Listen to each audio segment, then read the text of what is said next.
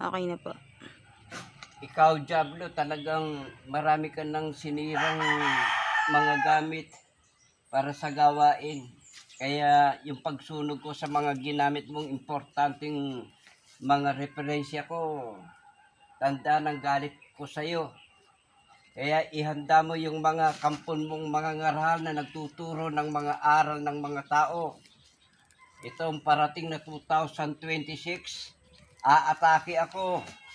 Ihanda mo sila, yung mga aral nyo na ginawa ng mga aral ng mga tao. Ihanda nyo at aatake ako.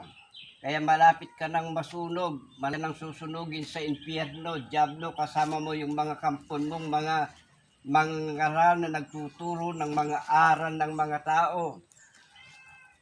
Matindi ang galit ko sa iyo dahil itong mga referensya, marami ka nang sinira.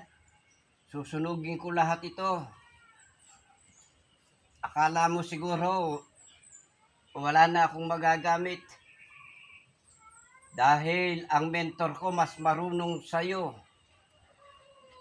Kaya ihanda mo sila, sanayin mo, aatake ako, hindi ako susuko sa'yo. Hindi mo makukuha mga kaluluwa namin. Ikaw ang mapapasa impyerno, kasama mo yung mga nadadaya mo, mga nagtuturo ng mga aral ng mga tao.